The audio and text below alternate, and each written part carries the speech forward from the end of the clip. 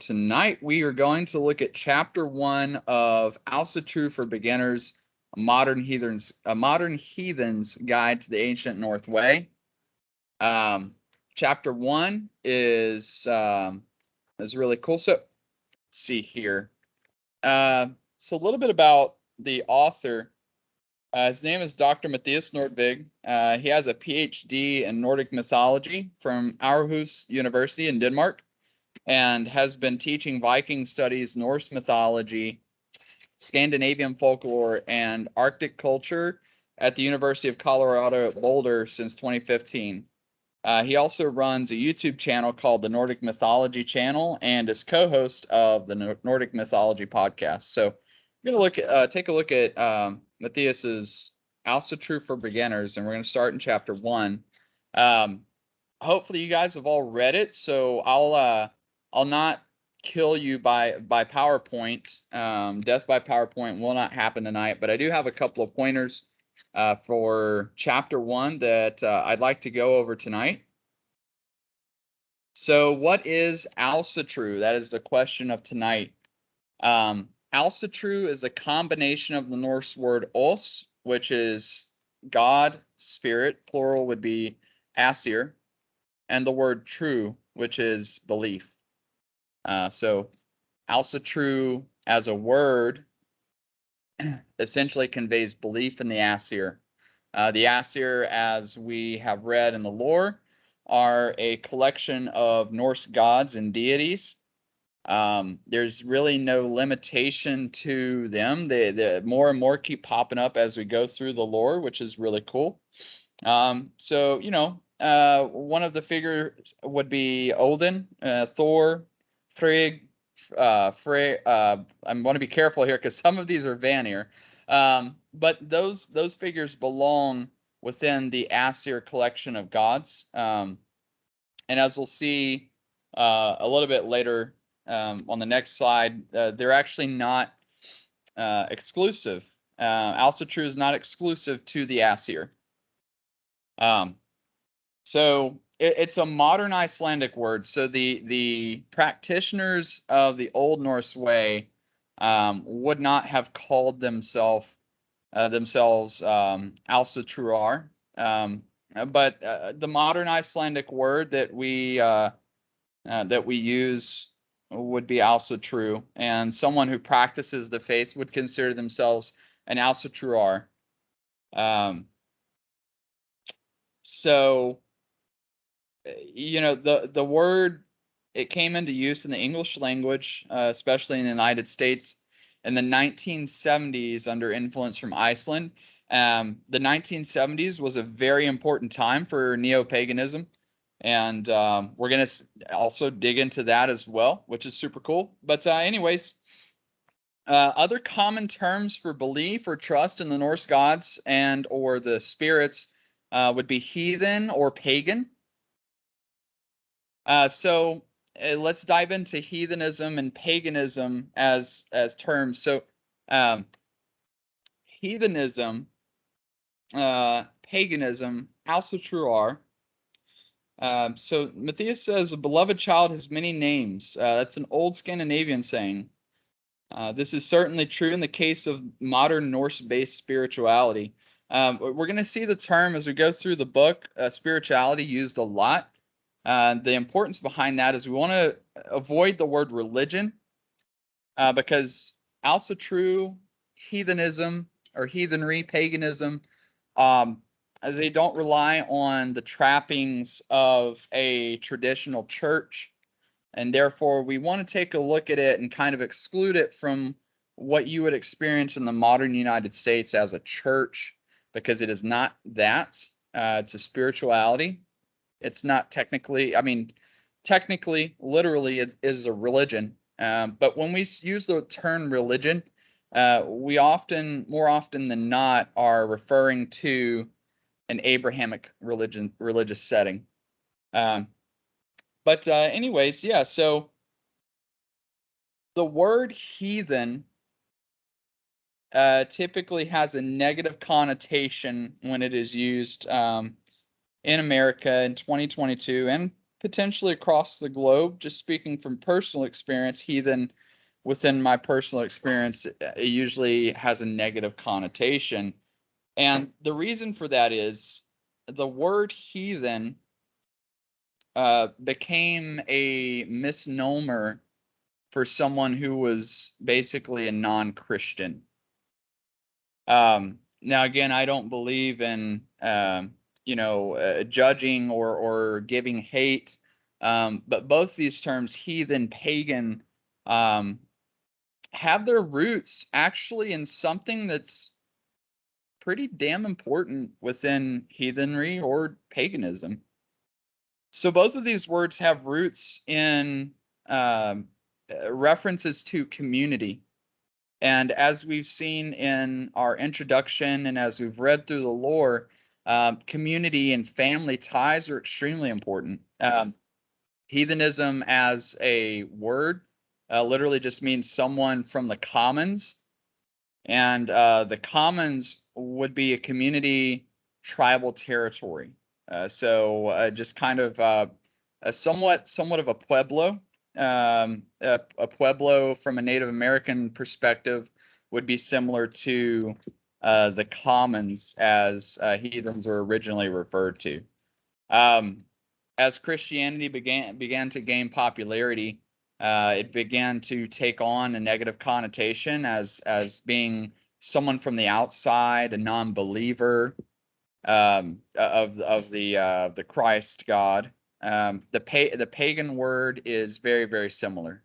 Pagan has its roots within Latin as the word pagus, which is a word for the word for village.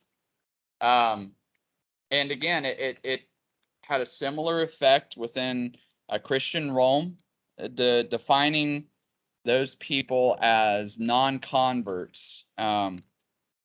Not as drastic, but the word would be similar to calling someone a hillbilly or a redneck within the USA. It just meant someone from the commons, someone from the village, a villager. And as time goes on, it morphs into something overtly negative. Now, heathens today, and why we choose sometimes to refer to ourselves as heathens is because, yeah, we are from the common area. We do believe in community. It's extremely important. Community, tradition, rights, customs, those are all important things to a heathen or pagan. And as we look at the timeline for the rebirth of heathenism or Norse heathenism, we'll see as well that we share beliefs with other neo-pagan groups such as witches and members of Wicca. And a lot of times these terms get mixed up. A lot of times these terms are used synonymously, and that's okay, because they're not necessarily exclusive. If you're taking every word literally, an Alcitruar is someone who literally just has trust in the Aesir, and we know it's a lot more broad than that. So you can use these synonymously because they're not mutually exclusive. Someone who is an Alcitruar would be led to have similar feelings about community as someone from the commons or from the village. Am I making sense so far? Perfect sense. Awesome. All right.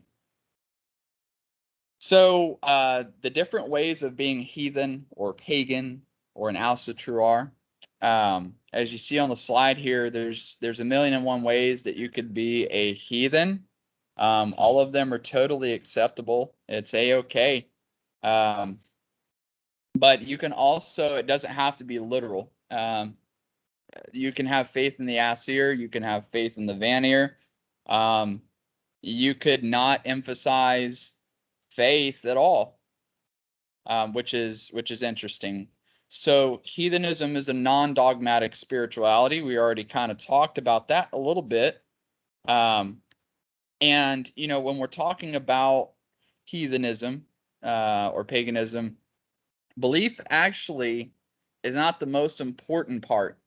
It's not a standalone thing, and that can be challenging, or it can feel a little wrong to your modern American who has experience within the Abrahamic religions that require, an absolute, unshakable faith.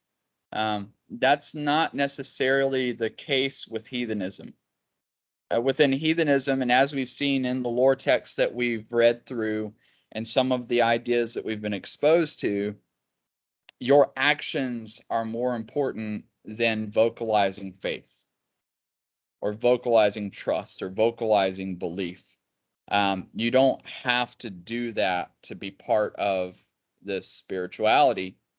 And like I said, that's really a difficult thing when you're being exposed to things like Christianity, Islam, or another one of the Abrahamic religions, because a lot of times the trappings there, being some of the more popular religions in the United States, require that strict adherence to a set of rules, or that strict adherence to a singular God. Not so here. And as well, across the globe, I mean, as we look into the book, there's all kinds of different groups here. And I'm reading through page 4 here. There's, groups in Iceland, Norway, Denmark, Sweden, United Kingdom, North America, Ukraine. There's a bunch of groups. So and then too, you also have different types of heathenism, which is really cool in my opinion. So when we're experiencing modern heathenism or heathenry, you even have people who express being heathen while being focused on the old Germanic tribes, the Anglo-Saxons and Utes that occupied England for a time. So there's multiple ways to approach it, and just as there are multiple ways to approach it, there are multiple lifestyles and backgrounds that can approach it. The religion also doesn't exclude itself to a group of people, which is very important. Anyone can, pick up heathenry and practice, and that's 100% acceptable within our belief system.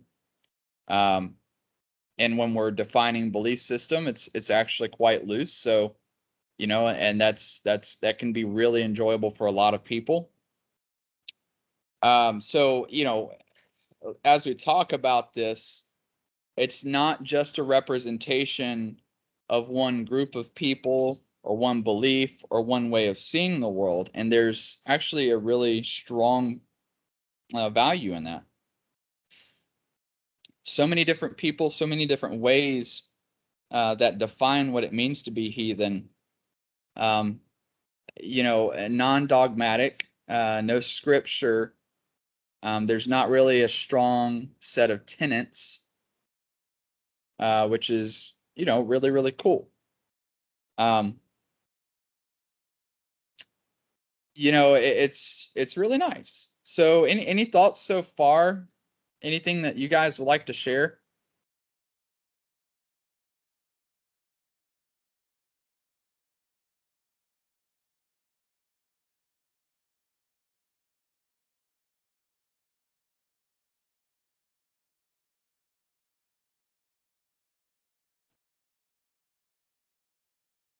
And if not, that's a-okay too. I think so with all of the different ways, as we look, into what unifies us, at a very basic level, we're united by the importance of the Germanic and Norse gods. The way that we believe in the Germanic Norse gods differs widely. There there's different ways of experiencing the gods, different ways of expressing faith in the gods, and I think that's probably the one thing that ties us together, which is, interesting considering, it's not the most important thing in heathenry. Let's see, we've got some words in the chat. Just one word, yes. Okay, that's fine. I was gonna say I definitely struggle with the whole like the thing about not needing to believe thing. I find that kind of difficult to reconcile, even though we're not saying it's a religion, we're saying it's a spirituality. But if you choose not to believe in the gods in a literal sense, then wouldn't you just be following like a code of morals more than calling it like a spirituality? It isn't spirituality like wouldn't belief in the gods be like the key defining factor of what like spirituality would be? I think I would agree with that. And then also, to kind of counter argue too, it's a spirituality of community as well. So it's a fine line, and I think when reading the first chapter, what I'm picking up from Nordvig is that it's not the case that you don't have to believe in the gods or the spirits, but more so that it is not the penultimate factor of being a heathen. It definitely plays a significant part, I believe, in defining the spirituality 100%. But when we look at, even the sagas about the Norse heroes, the actions are always emphasized, and the gods are more like companions that embellish or augment the reality. So I think, just like there's multiple ways to approach heathenism, I can't necessarily say there's a wrong way of doing it, right? So if someone feels more comfortable being a heathen by emphasizing the gods, then hey, absolutely. But I don't think the point that he's making in the first chapter is that you can be a heathen without having a trust or faith in the gods. What do you say to that? I guess for me it's I'm definitely, like I know he said in the book, with the Christian background, I'm struggling to like reconcile that. But I mean, I don't know. I just see it as if without the gods, it's just like a code of conduct. But yeah, I mean, and the spirits and everything. But yeah, I mean, not needing to acknowledge them in the sense like you pray to them all the time and ask them for everything. I totally get that part. But I mean, at least acknowledging that they exist, I guess. I don't know. No, I see where you're coming from with that. And then again, this is one author's opinion, right? He's definitely, I mean, obviously he's um, very well trained in, these types of thought processes. And I believe he's actually from Denmark, if I'm remembering correctly. But that doesn't make him, it makes him a person of authoritative opinion at best. Because if you look at the timeline, which we're going to get to, um, even when the spirituality, or religion, whatever you want to call it, it's fine if I call it religion for me. But when the practice began, and you pick up some of the first notations from the Romans, they're worshiping Odin and Thor. So if we're talking in terms of, historical practice, yeah, the Old Norse believed in the gods and worshiped them, and that's a-okay. But it's one of those things that's very tricky, and I think if we're going to be heathens in America, and this is the way that I believe it. I believe what's more important is intent and what you feel is right. So, if you feel acknowledging the gods on that level is what's right for you, then that's what I would say is the correct thing. Because a lot of what we're talking about is about what was right and what felt right and what they perceived to be right. Um, so, if you believe in the gods and believe that they exist, um, then you're right.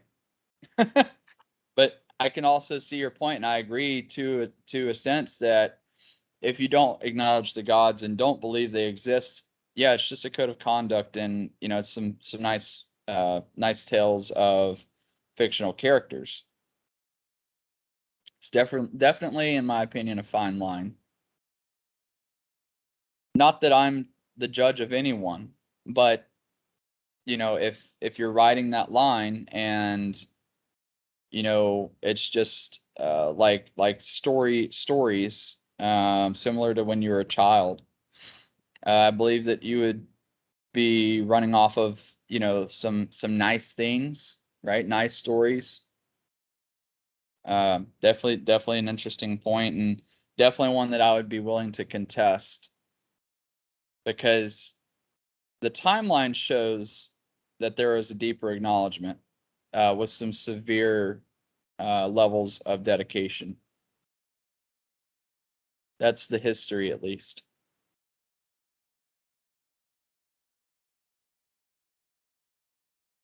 But the emphasis, and again, if we look at, the text that we've read so far, what bears a little bit more significance, or I put it as equal significance to belief in the gods, would be your lifestyle and your actions. Because we have the Havamal, we have the Grimna Mall, and we have the Voluspa that defines the gods. So there's an even mix of how you're supposed to live, or how one would live well. As good advice, again, not strict tenets, but we have a mixture of living well, and within that mix, we have the tales of the gods and their impacts on humanity. So some really interesting things to consider.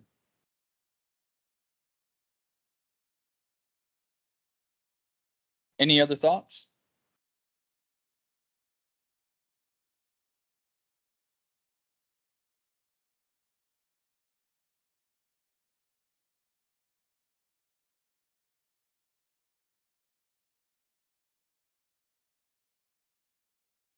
So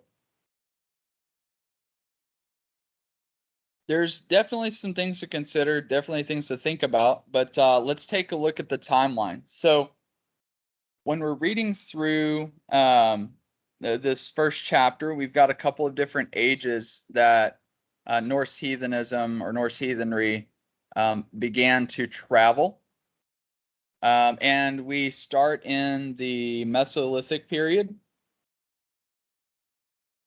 Some important notes here. It began as a hunter-gatherer spirituality, and of course, what form it took when the Norse first began to practice is really ambiguous. There's not a clear definition for the form that it took, the specific beliefs that they had, the way that the spirituality was practiced, which in a sense is freeing, because if you don't have, as something to necessarily set as, the standard, then you're not technically wrong in your expression. So we're in the Stone Age, and of course, we've got some significant things. One of the first things when we look at the origin of Alcatraz, um, one of the first things that we can say as a society that they did during the Stone Age was the practice of burial mounds. Was more along the lines of a community grave. They buried either one or more people in burial mounds, and that practice survived until the forced conversion to Christianity about 1,000 years ago. So they've been able to unearth at least one of the more significant practices was communal burial mounds, right? So again, tying into that community spirituality, which is so important. And as we look at really the catalyst for this spirituality began in the Bronze Age. We see some more tribal warrior emphasis on the religion, and the practice evolved with the new tools that they were able to pick up. The Bronze Age is important due to the fact that we have remains for ceremonial axes, swords, some helmets with horns, and processional horns. They also took to the more creative things to do, which would be, rock carvings featuring scenes of people hunting, plowing fields, sailing, and performing rituals. One of the more important depictions is of people rowing canoe-like boats, as well as a large figure that holds a hammer or potentially an axe in front of him. So this would be potentially the first depiction that we see of the god Thor. And one of the more newer features of the religion during that time would be a new wave for burials, which would be stone ship burial mounds. Again, the emphasis on the tribal warrior society became more dominant, and we see some depiction of maritime pursuits or raiding. It became an important part of their society during the Bronze Age. So, as we look at the timeline, it began in making sacrifices for good hunts during that hunter-gatherer point in time, and it evolved as the society evolved, which is an extremely significant point to make. Any thoughts so far?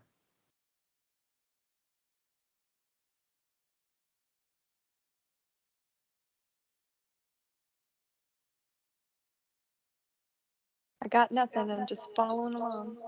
Perfect. Oh my god, the echo. Got some reverb in there. Another important thing as we look at the Bronze Age, North Europe began to intermingle and integrate with Southern Europe, North Europe, and Southern Europe. Ideas, gods, spiritual concepts, back and forth. That's extremely important. And we have the Celtic Iron Age that began around 500 BCE. That's when we really start to see evidence of a lot of the different and diverse Germanic cultures in Northern Europe. Celtic culture had also been spreading across Central Europe for some time, and we actually have an artifact called the Gundestrup Cauldron from northern Jutland in Denmark. It's distinctly Celtic in the fact that it depicts deities like Cernunnos, the thunder god Tyrannus, and perhaps even Morgana, known from the Gallic region in France before the Roman invasions. So definitely a significant time. Of course, Roman historians report being harassed by invading tribes from the north at that time, such as the Cimbri, Ambrons, Teutons during the period 105 to 101 BCE. So a lot is starting to happen in this Celtic Iron Age. We have more tribal involvement and from a matter of perspective, harassment. And so the Roman historians record at this point in time that the people sacrificed both humans and animals to the gods, which compares well with the archaeological evidence of similar practices in Scandinavia during that same period of time. So again, if you're sacrificing a human being, the gods might be important to you. Just throwing that bone out there for you, Jared. So definitely some strong influence there, which is nice because we want to remain fluid and flexible within our spirituality. So, borrowing some things from the Celts at the time, borrowing some things from the Romans at the time, potentially. And that brings us into the Roman Iron Age. And this is actually one of the times in the timeline that really stood out to me, because we actually have some commentaries on the Norse within this Roman Iron Age. And we have works from Julius Caesar, his commentaries on the Gallic Wars. But it really starts to become significant in Tacitus's work Germania from around 98 Common Era. They referred to the land north of the Rhine as Germania, which is how people from that region came to be known as Germanics or Germans. Some more significant things. So Tacitus mentions that Germanic peoples had female leaders that could perform witchcraft. He described specific gods that the Germanic peoples worshipped, but he gave them Latin names. So he particularly talked about Mercury, or the figure of Odin, and Hercules or Jupiter, the figure of Thor.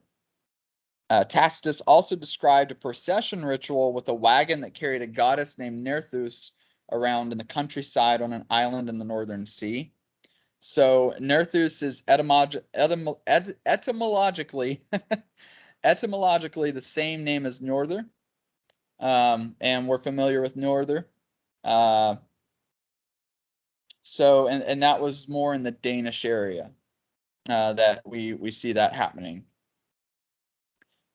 He makes mention of several human sacrifices in lakes of Germania, which coincides with the archaeological findings when we talk about what's known as bog bodies. So where the skin, hair, and teeth are preserved in that oxygen-free environment, in that sludge at the bottom of those ancient lakes. So we actually start to see between the Celtic Iron Age and the Roman Iron Age a very strong presence in spirituality and how the people at the time felt they should or were supposed to connect to the gods with human sacrifice. Now, we understand in 2022 and in times past that this is not required to connect with the gods. They don't require human sacrifice, and therefore we don't have to sacrifice humans. But different time, different place, different set of beliefs. And like we've said before, the great thing is, we have a fluid and ever-changing spirituality. And I think that's an important part of everyday expression of Norse heathenism. That brings us into the Migration Age. And the Migration Age is very, very important for the set of beliefs, the entities that we worship, the ideas that we possess, and have molded into our experience of the world around us. Then it's then when we start to see runic inscriptions from around 150 Common Era. We know, obviously, we understand that the runes are simply a letter system on face value, but it's very, very obvious that they're used in magical practices from the beginning. It seems to be tied only to that high class list of individuals that we studied last week. So kings, warriors, religious authorities, chieftains were the people who knew the runes, studied them. In the beginning, they were not for the common people. We begin to see a really strong migration of the Germanic peoples that inhabited Germany, Scandinavia, and other coastal regions of modern day Poland. They traveled as far as Ukraine in the east, Greece and Bulgaria in the southeast, Spain and North Africa in the south, and British Isles in the west. The Goths established kingdoms in Italy, France, and Spain. And of course, the Anglo-Saxons migrated to Britain and founded England. The Franks founded what would later become France. But the very, very cool thing is that traces of the precursor to what we would call the Viking Age religion are found in all of those cultures. So we can kind of trace them back to that origin point, which is really, really nice and a really, really important thing for our spirituality. In the sense that we have an origin, we have a place where it all began, we have a set of practices that we can pick and choose from, how we want to, view those things or express those beliefs. And I just like that a lot. Both the Goths and the Heruli claimed origin in a place called Thule. And that would be the Greco-Roman name for Scandinavia, according to the author.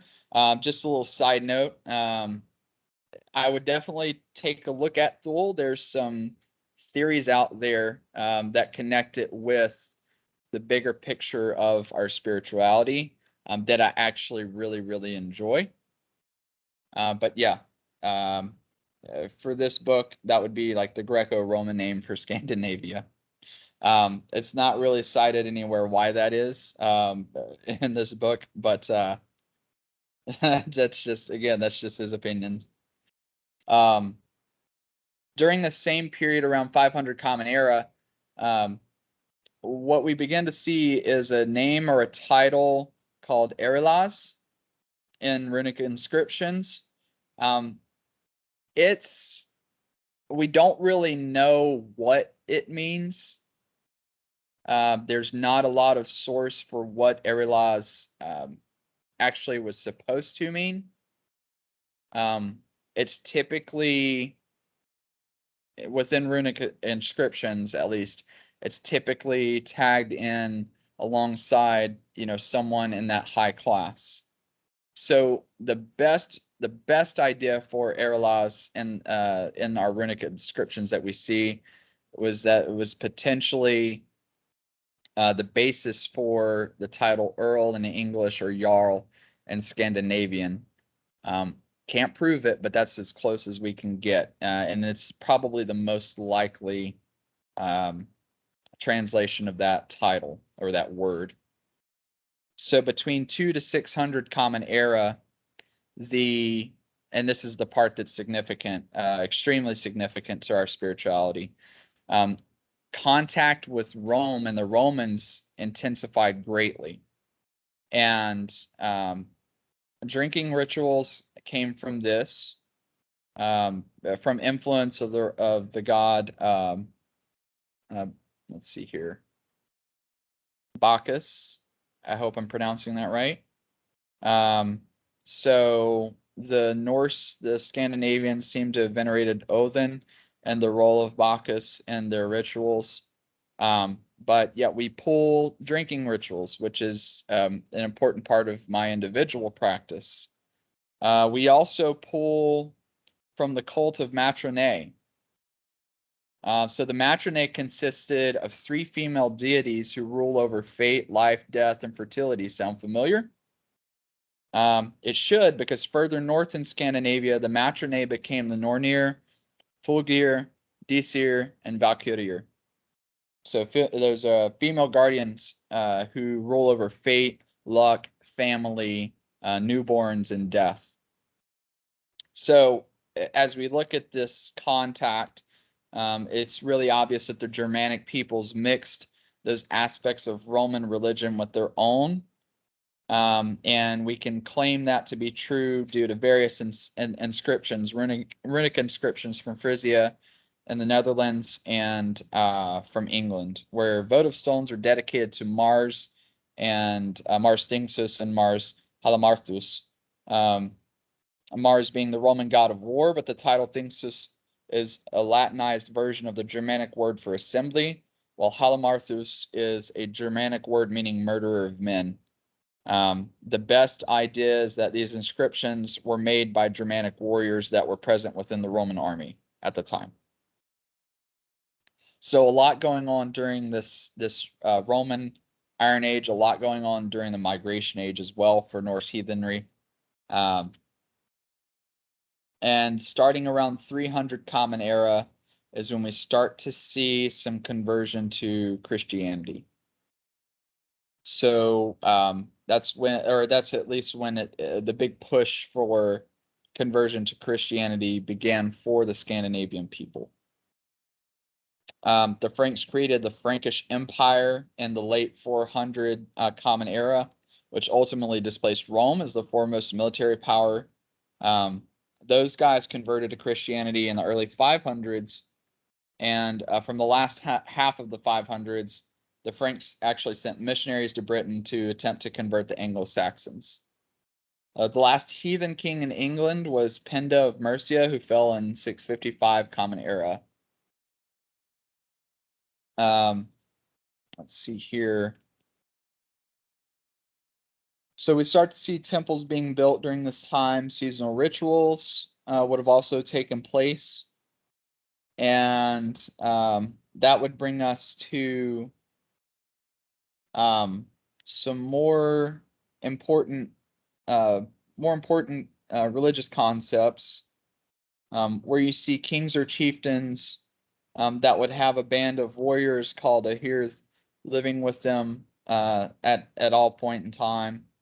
And this is most likely the origin of the cult of Odin as a war god and as a god of kings, or a kingly god. That leads us into the Vendel period, which is extremely important because we start to see in between 500 to 700 Common Era images of Odin's wolf and bear warriors appearing on armor and other artifacts in Scandinavia, most definitely connected to the Ulfhednar and the Berserkir that are described in Norse mythology. Same warrior cult dedicated to Odin was found from Sweden to East Anglia during that same point in time. This is also around the same time that the Old English poem Beowulf was composed, which was obviously, as we know, it's originally a heathen poem honoring ancient Scandinavian heroes and kings. Let's see here. The English historian Bede, who lived from 672 to 735 Common Era, also mentions that the English used to worship a god named Oestra, undoubtedly a fertility goddess, which we are familiar with in 2022. And that would also be similar to the Matronae on the continent and Nerthus in Scandinavia.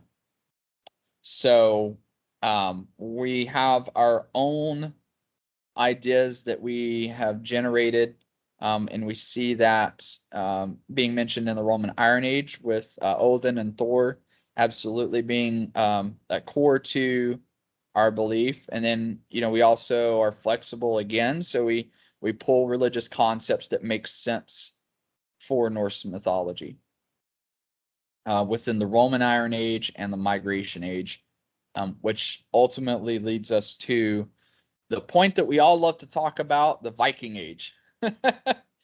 So in the book here, we don't get to a very nice start on the Viking Age. The first entry here for the book for the Viking Age references Charlemagne.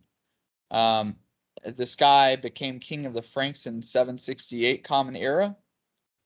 Rapid expansion, which was the in fad at the time. So rapidly expanding his empire.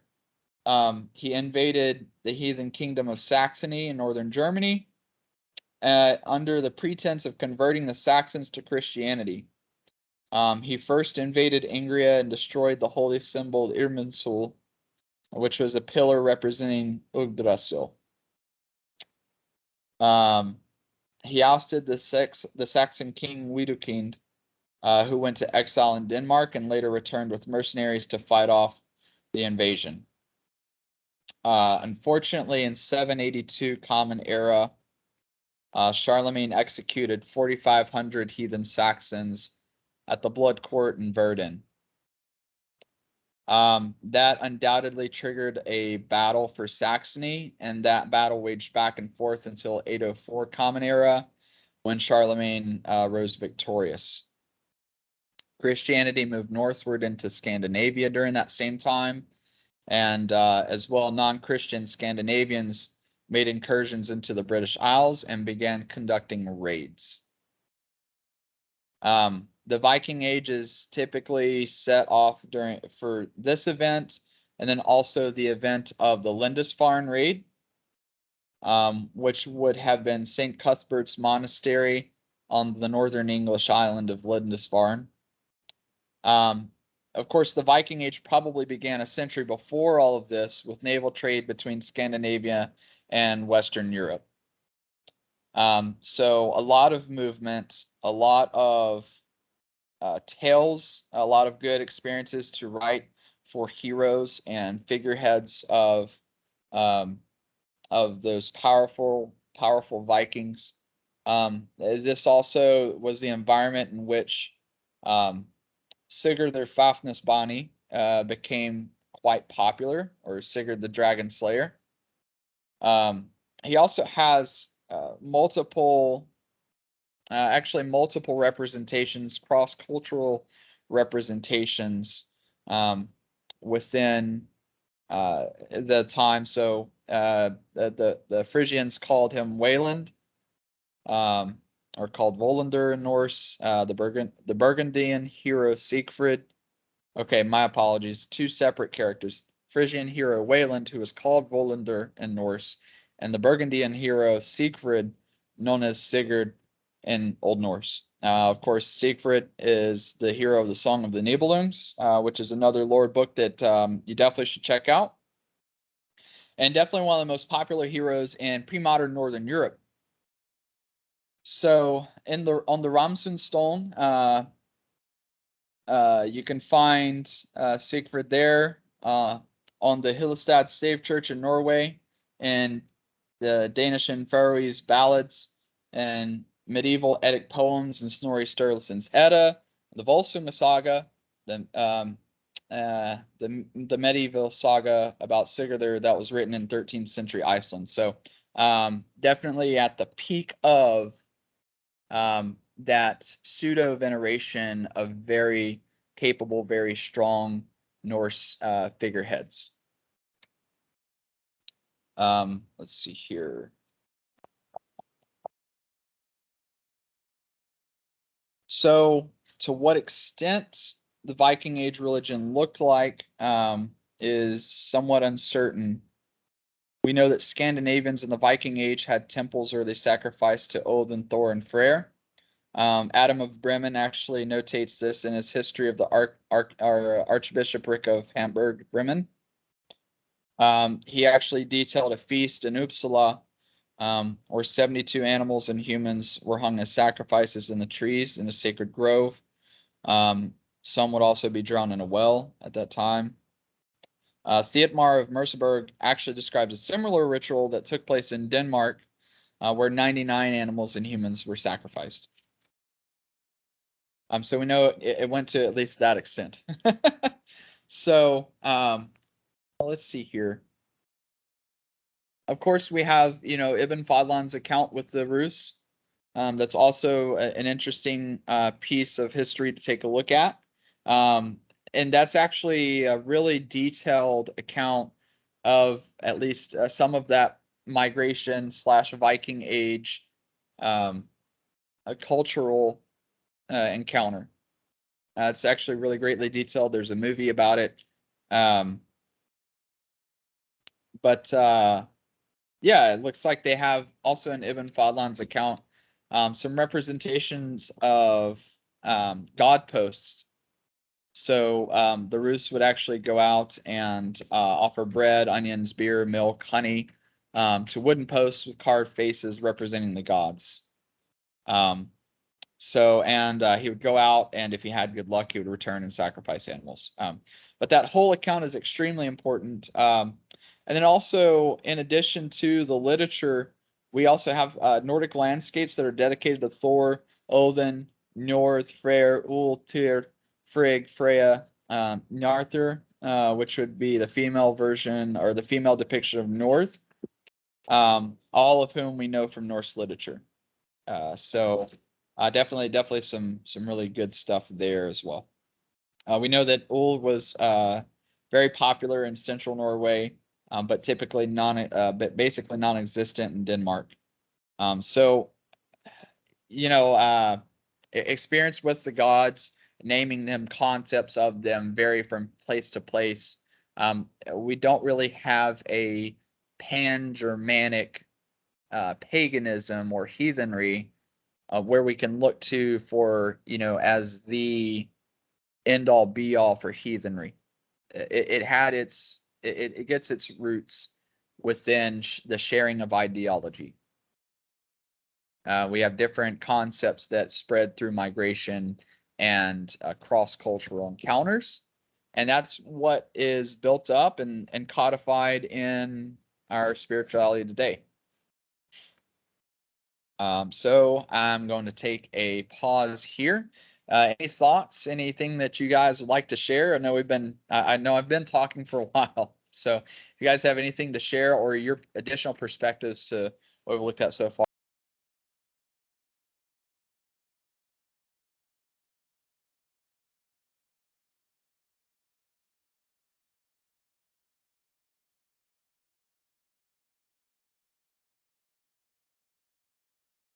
Jared says off topic, but it's an extremely aesthetically pleasing slide. Or do they? What are we talking about here, Jared? Oh, when you said in 2022 the gods no longer require human sacrifices. Oh. Yeah, maybe that's where we went wrong. Well, I definitely think that would solve overpopulation for sure. Yeah. Definitely. I don't think I'm gonna go for purposes of getting taken off of YouTube. I'm not gonna go further. No. I didn't realize that Christianity started pushing up into Scandinavia so early. What did the book say? Like three or 400? I always thought it was like way later than that. Well, that's what I felt too, that it was between, I always thought that it was between 800 to 1,000 because that was typically, right around 1100 is when we see the end of the quote unquote Viking age. So I'm sitting here thinking like a couple hundred years, but no, it's like an almost 800-year push. Yeah, I had no idea. And I know the majority of them converted for just power or convenience and all right, sword point, but yeah. Like I say, pushing back for 800 years is pretty impressive. Yeah, definitely. There were otherwise the Teutonic people lasted out a lot longer than that even, I think. Yeah. That's definitely impressive, and it says a lot about how the people at the time, again, throwing you another bone for acknowledgement of the gods and belief in the spirituality. That's a very strong statement for how they felt. Yeah. I also didn't realize there was so much influence from Rome, and I'm not quite sure how I feel about that. Yeah. Yeah, I don't know if I like that much, but I guess it is what it is. Yeah. Well, and I think too, when we look at heathenism, paganism, and when you compare it to as well, check this out. When you compare it to other neo-pagan religions, there is more similar than there is different. Absolutely more so. So it may have been too, because sorry, I'm getting tripped up on my thought process here, but when we take a look at Norse heathenism, it's a mostly oral tradition, right? Like, you're not going to take the time to write 99 theses, and runes. Far too much effort. So the fact that we have this Roman contact, and the fact that we have a notated cult of the Matronae, that doesn't necessarily mean that they got it from the Romans. It may have been, we don't know, it may have been something that they shared, because there's plenty more concepts that are shared. When we look at the Roman interactions with the Norse or the Scandinavians, they both already had a thunder god. You have Thor and you have Tyrannus. And when Tacitus is notating his interactions with the Scandinavians in Germania, I mean, without the direct influence of the Romans, they already had parallels.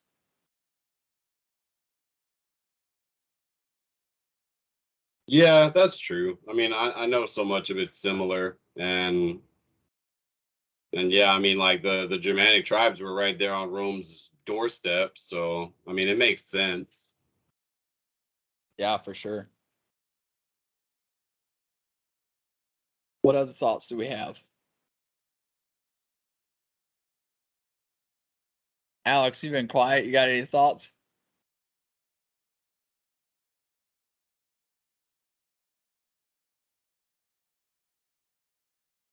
If not, that's fine. Let's see. No, I've been quiet because allergies, and I'm Oh yeah, that's coughing right. every 5 seconds, trying to clear it all out. I hear you. Okay, so that would be the timeline of our Norse heathenry. Looks like things really kicked off when Charlemagne became king. Of course, if 4,500 of your countrymen were murdered at the hands of a king trying to push Christianity, I think that would probably stir up some feelings. That's a pretty serious thing. So we've got it. It's a battle for about 800 years before we see it kind of sort of fizzle out. And that brings us into a transition point for Norse literature. So the most accessible but least trustworthy sources are from around 11 to 1500 Common Era. This is in the form of a more formal literature. So we have sagas of the heroes within Norse mythology, those figureheads invoking the strength of the gods within their actions.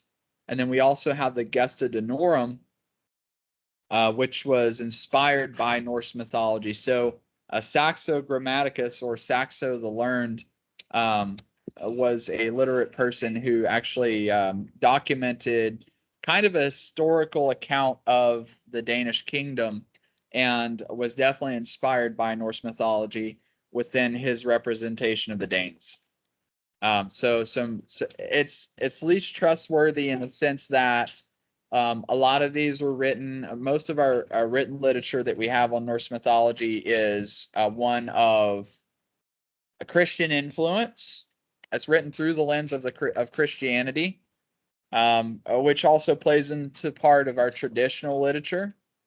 Now, the Norse actually emphasized poetry, which is important. In the telling of the gods, actually the Havamal is an alliterated poem, and so are so many other instances of stories within the Poetic Edda.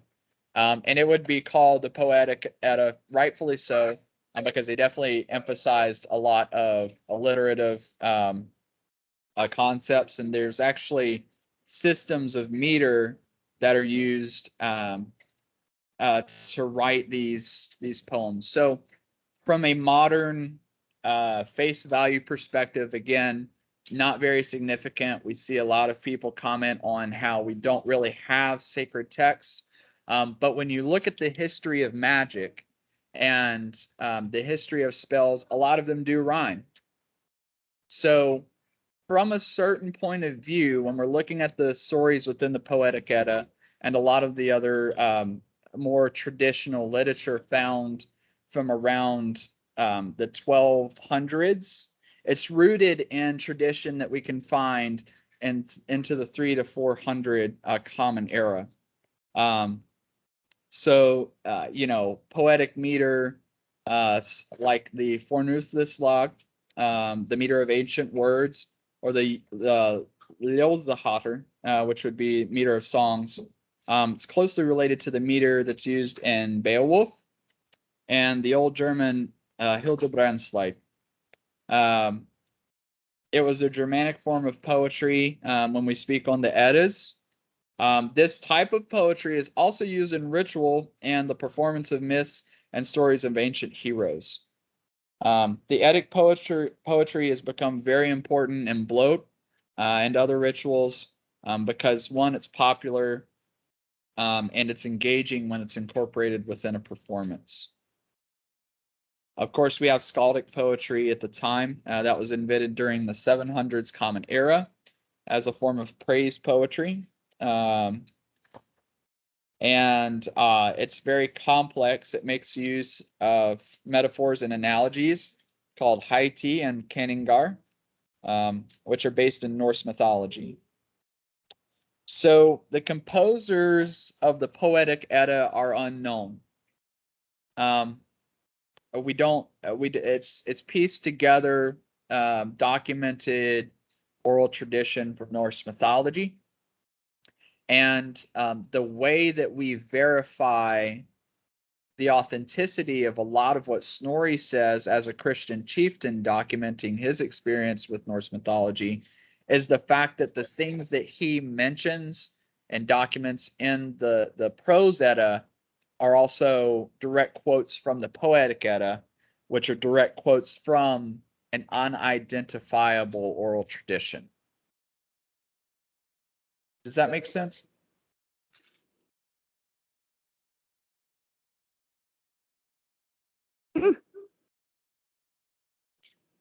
And then also to note as well, Snorri was a Christian chieftain. Again, I think I've already said that. And when we take a look at the Prose Edda, we see some, let me see, hang on one second.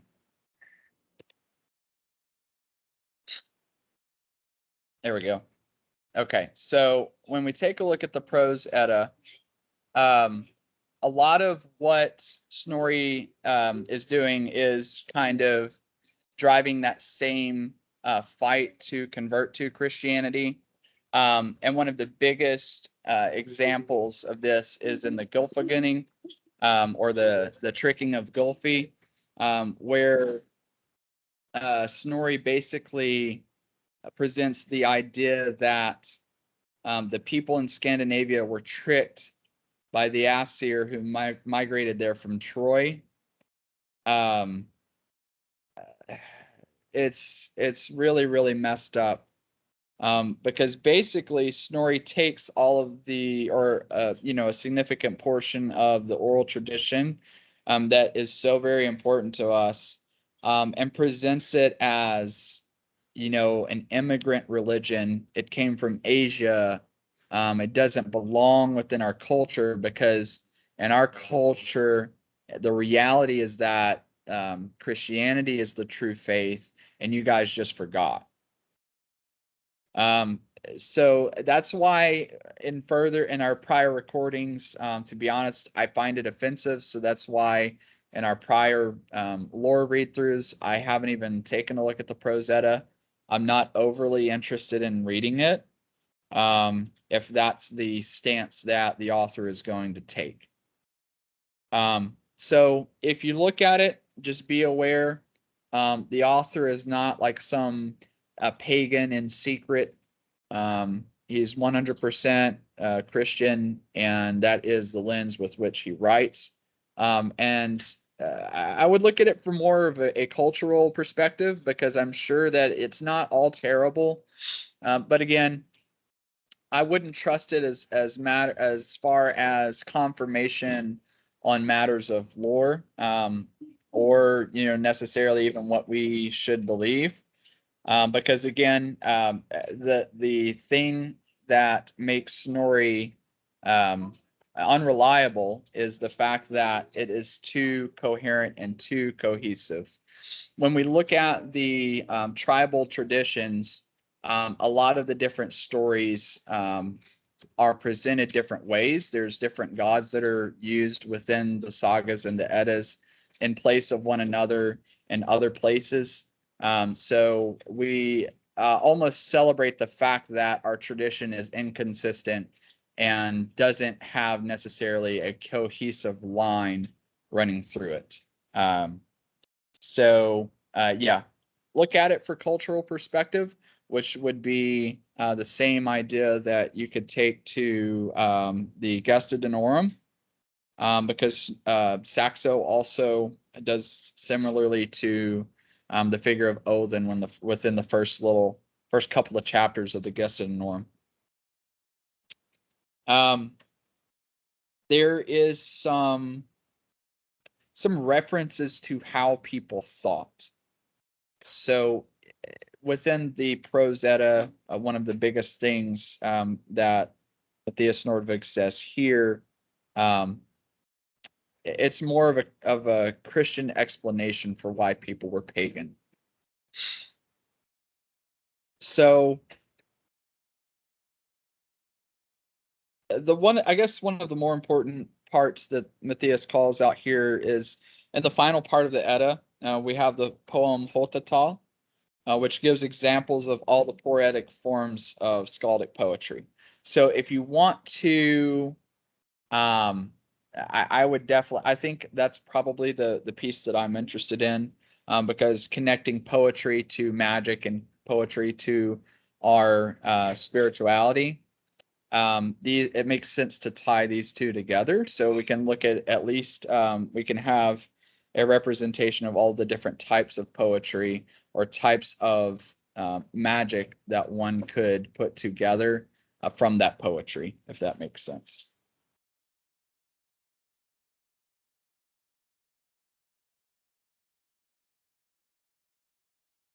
So just as a final disclaimer, parts of the mythology that Snorri goes over is distorted. And again, he did not in any way condone paganism in his time. So, womp, womp, womp.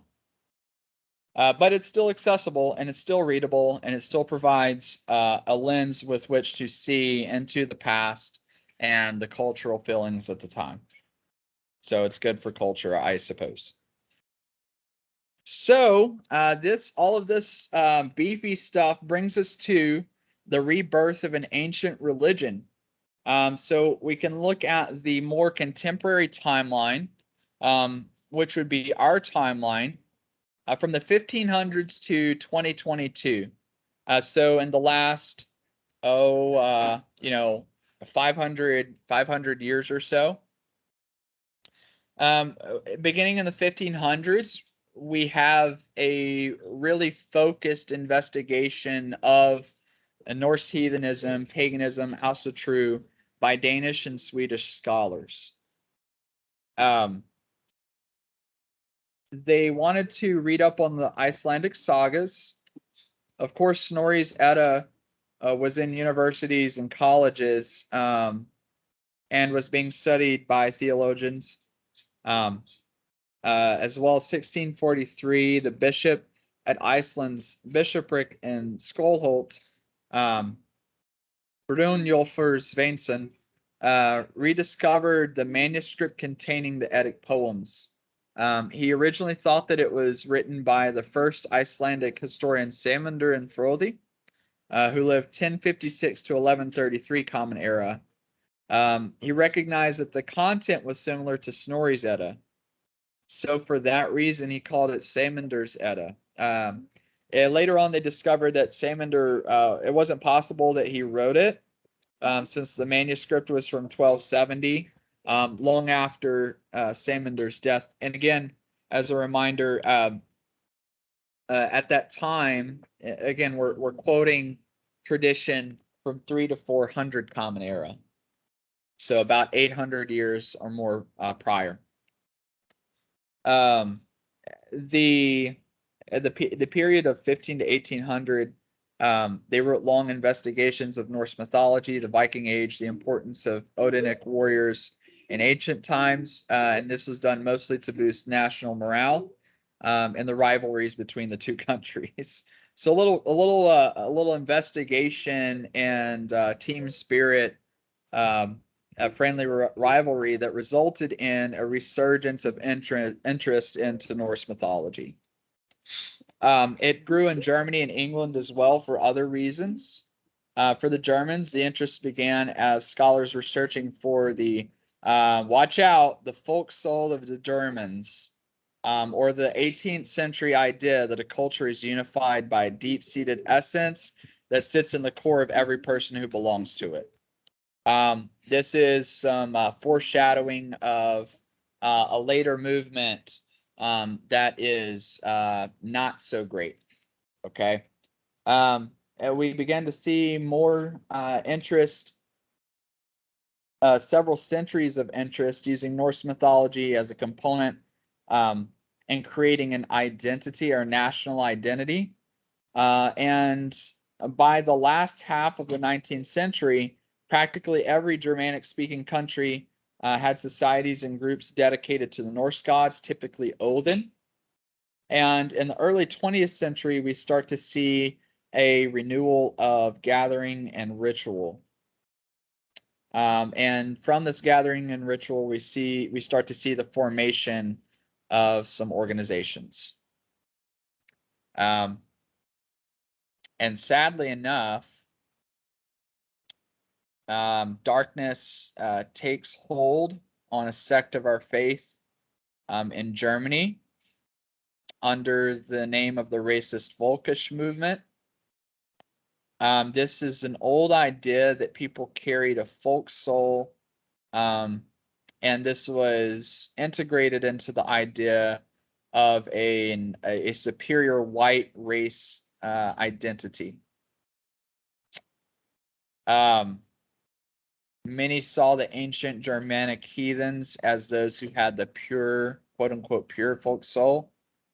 Several of these members were directly involved with the Nazi Party in Germany during the 20s and 30s.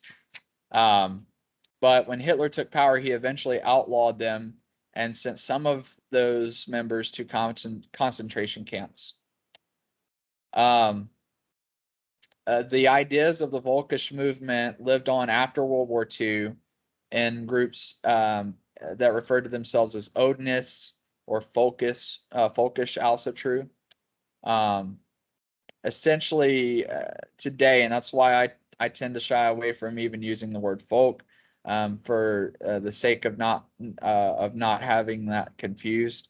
But essentially means being a white separatist today. So after World War II, we began to see a great resurgence and a great awakening in the 1970s, which was an excellent time of liberation for several different layers of culture. It became the true era of the rebirth of modern Alsatru. We see it's a period of New Age movements. So Western fascination with Eastern religions, witchcraft, Satanism begins to pick up. A modern, a particular branch of modern witchcraft called Wicca started to gain importance in the 50s, and that starts to surge up in the 70s. During the 70s, Wicca and Alsatru actually began to impact one another. more so Wicca on Asatru due to the lack of documentation and the lack of knowledge on specifically Asatru practices. But it actually lends itself well, playing hand in hand, like we said earlier. There's more commonalities than there are differences due to the principal idea in Wicca that the gods and goddesses are manifestations of the primal god and goddess, which we can, quote back to all the way back to the Huergelmir that we studied a few weeks ago. Wicca began in the 1930s, began to have popularity in the 1930s. Germanic gods had been a part of Wiccan practice from the beginning of the popularization of Wicca. And actually in the 1970s, we have someone, his name is Raymond Buckland. He founded Saxe Wicca, which is a particular Saxon Nordic branch of Wicca. So through the 70s, through the 80s, and through the 90s, Asatru and Wicca grew along parallel trajectories. Most of the Asatru rituals that were performed during that period had either direct borrowings from or were strongly influenced by Wicca. In the middle of the 1990s, many Asatruar became conscious of that influence and decided to return back to the old sources in an attempt to create rituals and beliefs that were more in tune with how ancient Nordic Germanic pagans practiced their religion. This ushered in the emergence of Reconstructionist Asatru, where they tried as best as they could to copy beliefs, ideas, and rituals from the Icelandic saga literature. One of the big figureheads at this time was Bill Lindsay, who had envisioned a modern spirituality that closely adapted the ancient literature around the Scandinavian religion.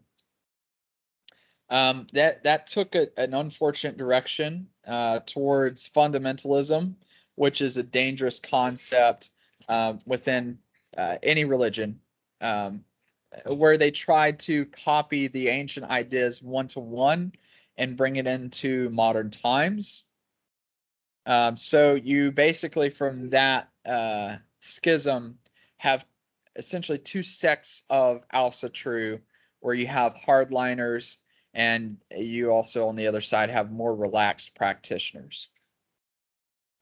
And of course, so the author has his opinion on what your typical modern Asatruar is.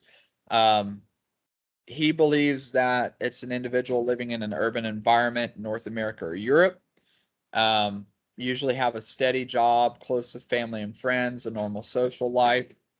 And in his opinion, most Asatru are not a member of an Asatru organization, choosing instead to practice with close friends and family. Some of his points here definitely add up, but I would contest some aspects of it. One thing is true, no matter how you look at it, Asatruar belong to many different cultures, races, ethnicities, and genders. And that, my friends, is chapter 1.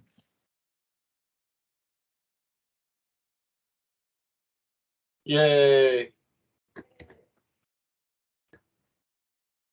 So I think, so Marlene made a good point. She's standing off to the side. So she says, oh, her phone just died. That makes sense.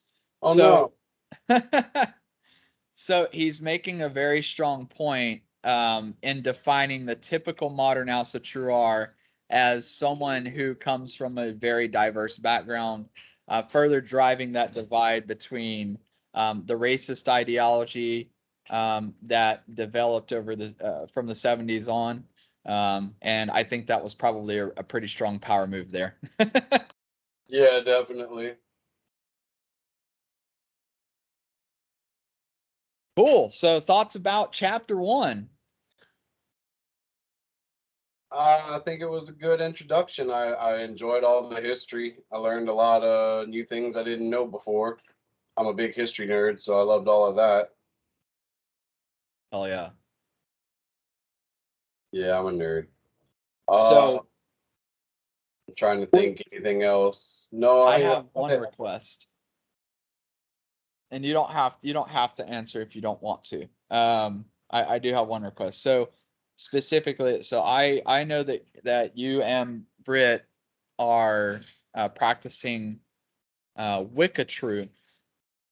So how does that reconcile with what we read tonight? Because I don't personally have a deep-seated connection to Wicca, but I know that's something that is a part of you guys' lifestyle. So how do you guys reconcile what we read in from that perspective?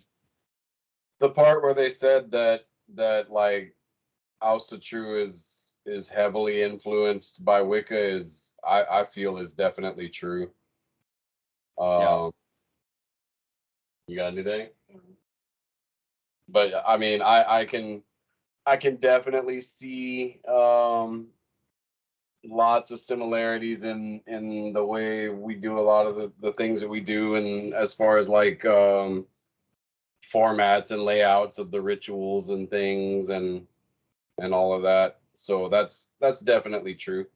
I feel like a lot of the similarities come from the fact that Wicca is a very open and accepting and come as you are. And I mean, I wouldn't say that there are rules, rigid rules. And I find that with the Satru, it's very similar. So they just seem to go hand in hand as very accepting beliefs.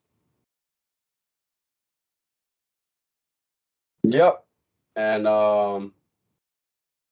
I'd say Wicca leans, I mean, Wicca can draw and use like gods and goddesses from any pantheon, but the kind of stuff that we've been doing seems to be heavily influenced by Norse and Celtic pantheons and mythology. Um we haven't done much with anything else, so and with the the Celtic influence on the Germanics and the Norse and everything, like we were just talking about, it all kind of seems to go together pretty seamlessly. There's no contradictions.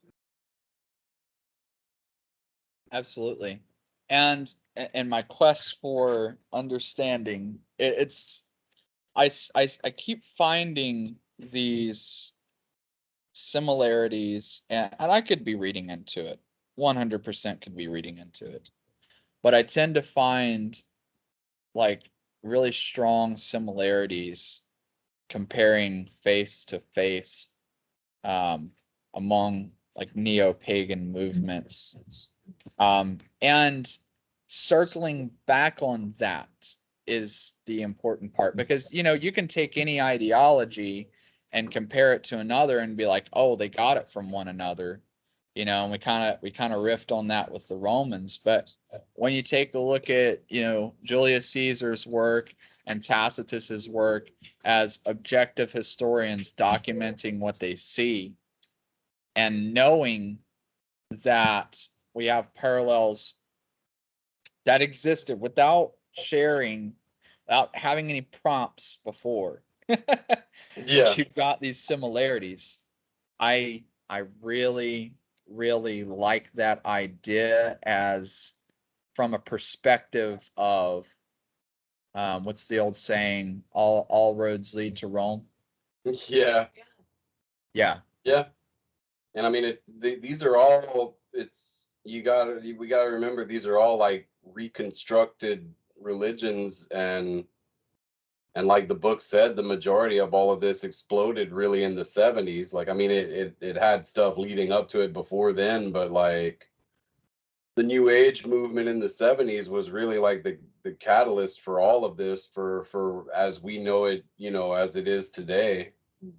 So they, like it said, they grew alongside each other in a parallel track. And I think, and this goes for the recording, this is individual commentary. This is not quoting the book in any way, shape, or form. But it was the undoing of the power and control that Christianity had at a global scale, because there's also, I mean, reading the history books, you had the sexual revolution in the 60s and the 60s, the 60s and the 70s as well. So we got to a point globally where killing people over ideology was culturally unacceptable. And that was the undoing that led to a mass resurgence of being who we are Right. and experiencing the world truthfully, and not just saying, we agree with one thing or another because it's the hive mind that says so. So we see, Wicca come forward. We see Alcitrue come forward, a sexual revolution, rock and roll in the Americas and all across, So it's really this really sweet spot in the 70s and the civil rights movement as well. Like Yep. there's so many aspects that plug into that sweet point in the 70s. And I love that. Yeah, definitely. But I think that's an important part because you also get a scholastic, it ushered in a scholastic freedom as well, where you saw people began to be able to go back to the source material without shame. Right. And it's and approach it seriously, Yep. And they say, I mean, like the pendulum of history swings back and forth, and so we had all this super hate-filled fascist racist stuff in like the 30s and 40s, and then by the time we got to the 60s and 70s it swung back the other way, and then the way things are going today I kind of feel like it's swinging back towards the fascist side, but I would hopefully agree. not. Unfortunately, I do agree with that. And sadly enough, as heathenism begins to take hold at a global scale, unfortunately, in 2022, we have negative representations even within our own spirituality. And I'm directly quoting the insurrection at the Capitol. Right. Because I know that it was more comical and viewed more satirical. But that was a very serious situation. And within a very serious situation, we have someone misrepresenting as an Alcitrue. Right. So I would actually agree that the pendulum's swinging back the other way, which is exactly why this recording exists in the first place, to hopefully guide newly converted or newcomers to the spirituality that is not how we act, that is not what we believe, and there's more to it than that. It's a disgrace to the gods that something like that would happen, but that's why we're here. Absolutely. All right, what else do we have tonight? I think that's about it. I don't have any other things I can think of. What about you? You got anything? Sorry, bless you. No, I got nothing else to say. I think covered everything I had. Cool. All right. Well, I will see you guys next week. Same bat time, same bat channel, and we're gonna tackle chapter 2. Excellent.